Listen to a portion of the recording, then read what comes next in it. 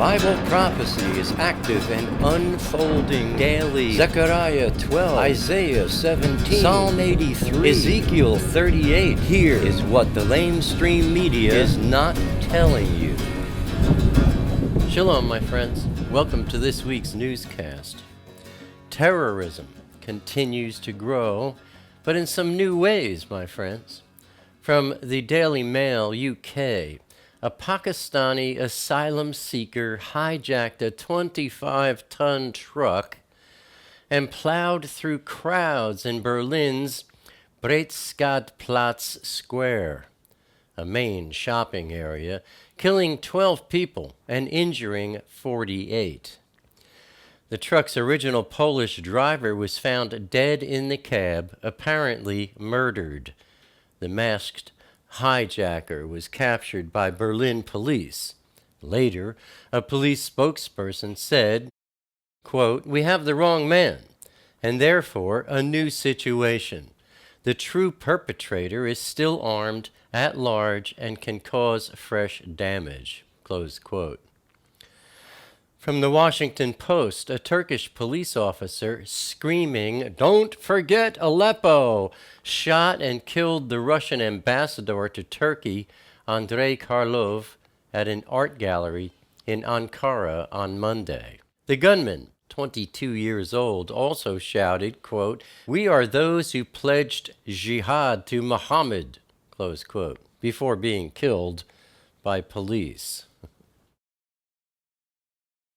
Now, the UN Security Council just this Friday passed a resolution demanding that Israel cease Jewish settlement activity in a unanimous vote that passed when the U.S. abstained rather than using its veto as it has reliably done in the past. Obama's move also defied Donald Trump's call the day beforehand for the U.S. to veto the resolution.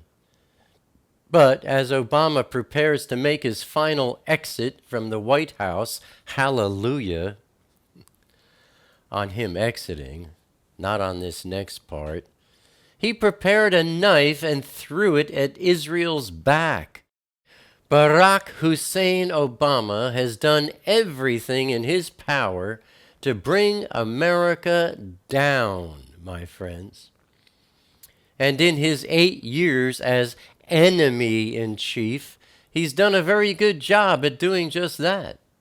Again, I say, praise Elohim for his mighty berakah on America in giving us Donald Trump, instead of hilarious Clinton, as our new commander-in-chief. Israeli government officials, only after failing to persuade the Obama administration to veto the planned UN Security Council resolution, requested that U.S. President-elect Donald Trump intervene in deliberations as the UN focused on passing a new resolution on the Arab-Israel conflict. Top Israeli officials believed the Obama administration was not going to block a UN resolution that seeks to define Israeli construction in disputed territories as illegal. And last week, on Thursday, President-elect Donald Trump held a phone conversation with Egypt's President al-Sisi, whose government had drafted the UN resolution, and Egypt then called for a delay on the vote.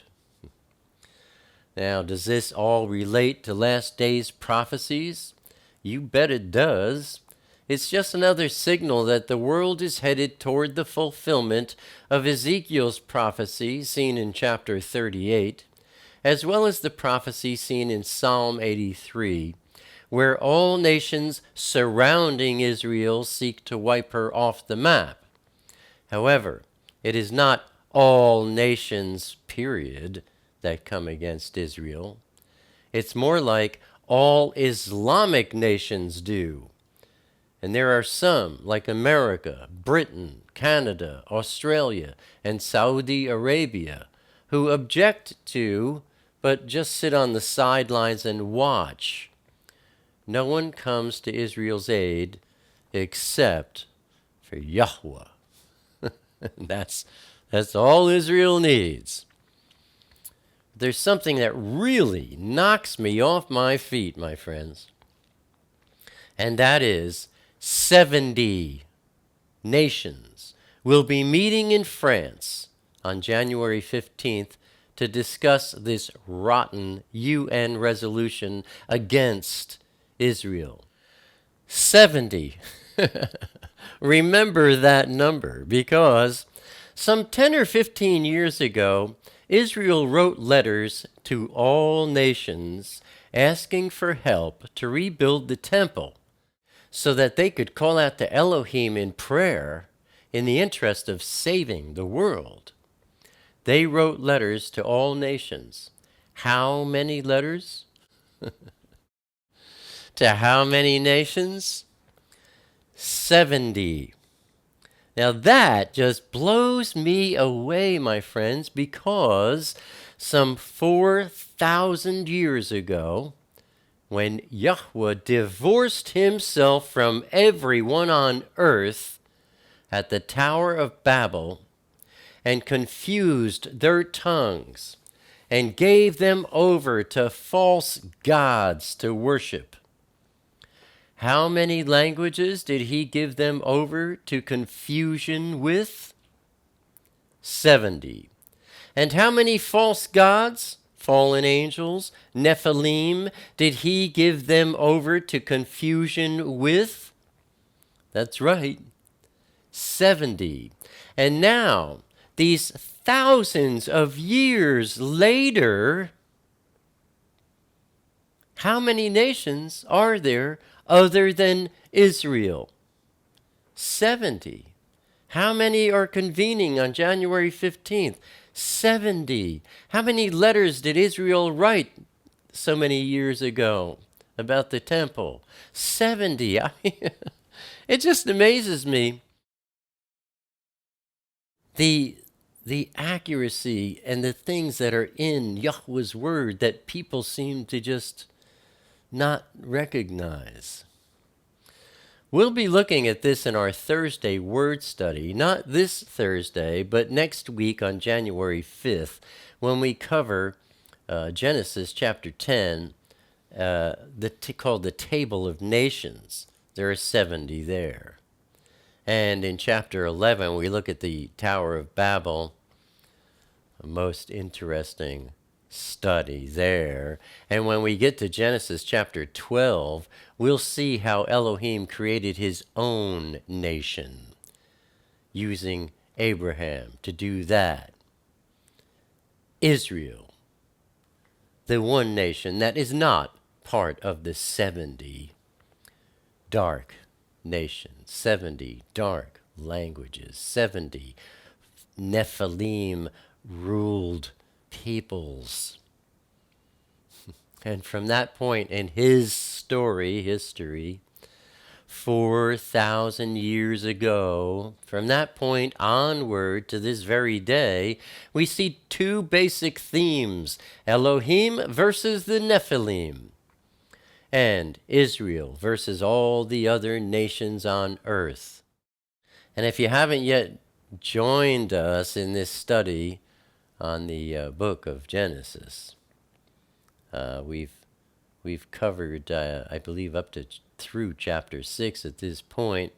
There'll be a link beneath today's video in the more info, read more section. You know, you have to look where the little tab says more info, or on the side where the tab says read more. You click on that and it drops down, and then you'll see more info. There'll be a link there that you can click on. It'll take you over to our videos on the book of Bereshit, Genesis. And you can come over from YouTube if you haven't, subscribed to Vimeo. You can still come over. You just won't be able to place any comments unless you have a membership with Vimeo. But come on over if you haven't and study. This is going to be, it is, and it will be an amazing study. But in summation of these personal thoughts, I just want to say, welcome, my friends, to the last hour. Turning to wars and rumors of wars. On Wednesday, December 21st, from the Daily Sabah, 16 Turkish soldiers fighting Daesh terrorists were killed and 33 others were wounded in 4 different suicide attacks carried out with armed vehicles on the 120th day of Operation Euphrates Shield in northern Syria's Al-Bab. Then on Sunday, December 25th, from Z News, a total of 97 ISIS militants were killed in heavy clashes with the security forces and an airstrike by the U.S.-led coalition aircraft in the city of Mosul in northern Iraq. The soldiers of the 9th Armored Division repelled attacks by dozens of ISIS militants and suicide car bombs on a recently freed neighborhood in southeastern Mosul, leaving 51 militants killed and destroying 4 suicide car bombs. Turning to our Intifada update, on Monday, December 19th, from the Times of Israel, IDF soldiers raided what the army described as one of the largest weapons factories ever found in the West Bank, in the basement of a residential building in Hebron. IDF forces confiscated 15 lathes for producing guns, dozens of Carl Gustav-style guns, parts of M16 rifles, and large quantities of ammunition. And on Wednesday, December 21st, from the Times of Israel, a 19-year-old Palestinian boy was shot and killed by IDF soldiers in East Jerusalem as he threw an improvised explosive device at Israeli security forces.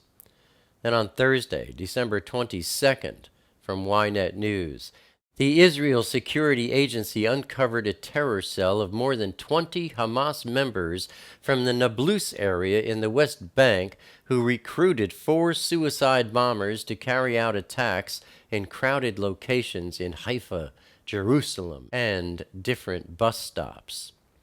This investigation reveals, once again, the efforts that Hamas is investing in creating terror infrastructure in Judea and Samaria to carry out attacks against Israelis. On Friday, December 23rd, from Israel Hayom, Rafi Lisker and his wife Shosh, both in their 50s, were walking down the main street in Efrat around 6:30 p.m. on Friday when they were jumped by a terrorist. Rafi said, "I didn't even notice him, just felt a punch to the shoulder. My wife screamed, and I realized he was a terrorist, but by then he had stabbed me 3 times." Close quote. The terrorist fled the scene. Then on Saturday, December 24th, from Jerusalem Post, Israeli border police arrested a 35-year-old Arab woman in the old city of Jerusalem. A police spokesman said she was spotted behaving suspiciously while her hand was in her bag, and when arrested, police found the knife in her bag. During questioning, she admitted she planned on carrying out a knife attack. Then on Sunday, December 25th, from Ynet News, terrorists in a vehicle fired rounds in the direction of Beit El in the West Bank. Shell casings were located at the scene, but no injuries were reported in the attack. Turning to our review of last week's news, Obama performs a last-ditch effort to throw Israel under the bus just weeks before leaving the White House, while President-elect Donald Trump spends time fixing things. A Pakistani man hijacked a 25-ton truck and plowed through crowds in Berlin's main shopping area, killing 12 people and injuring 48. A Turkish police officer screaming, "Don't forget Aleppo," shot and killed the Russian ambassador to Turkey, Andrei Karlov, at an art gallery in Ankara. 16 Turkish soldiers fighting Daesh terrorists, ISIS, were killed, and 33 others were wounded in 4 different suicide attacks carried out with armed vehicles on the 120th day of Operation Euphrates Shield in northern Syria. 97 ISIS militants were killed in heavy clashes with the security forces and an airstrike by the U.S.-led coalition aircraft in the city of Mosul in northern Iraq. IDF soldiers raided what the army described as one of the largest weapons factories ever found in the West Bank. A 19-year-old Palestinian boy was shot and killed by IDF soldiers in East Jerusalem as he threw an improvised explosive device at Israeli security forces. The Israel Security Agency uncovered a terror cell of more than 20 Hamas members from the Nablus area in the West Bank. A man and his wife, both in their 50s, were walking down the street in Efrat when they were jumped by a terrorist. Israeli border police arrested a 35-year-old Arab woman in the old city of Jerusalem planning a knife attack. And terrorists in a vehicle fired rounds in the direction of Beit El in the West Bank. And that, my friends, is what the LameStream Media is not telling you. Abba willing, I'll see you here again next week. Until then, stay safe. Shalom.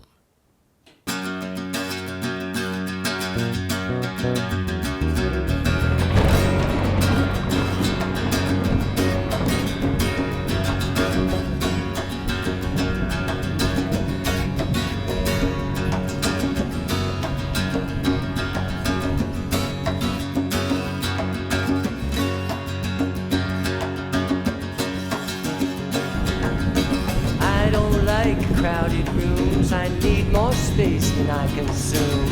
Enough is time alone with you, underneath a naked moon, sharing confidential moods and making chatter. Mockingbird nocturnal sings notations of eternal things, entering the quantum breeze, flying not for want of wings. He lights his gaze on you and me, simply because we matter.